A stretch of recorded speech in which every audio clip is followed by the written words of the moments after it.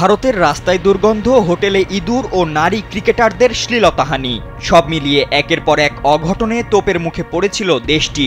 এমন পরিস্থিতিতে এবার ক্ষমা চাইল দেশটির এক ক্রীড়া সংস্থা। মধ্যপ্রদেশ ক্রিকেট অ্যাসোসিয়েশন এক বিবৃতিতে বলেছে, এমন অনুপযুক্ত আচরণ ও বিরক্তিকর ঘটনায় আমরা ব্যথিত।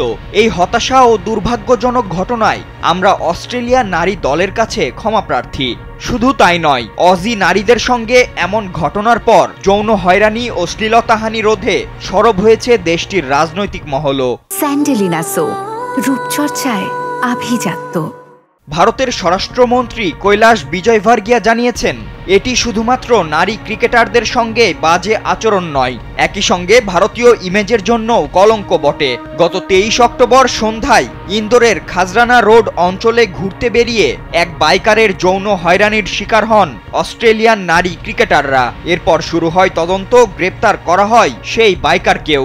এর আগে ডাইনিংয়ে খেতে বসে ইঁদুরের উৎপাতে আটকে উঠেছিলেন অজি নারীরা, আর রাস্তার দুর্গন্ধে অতিষ্ঠ হয়েছিলেন ইংলিশরা।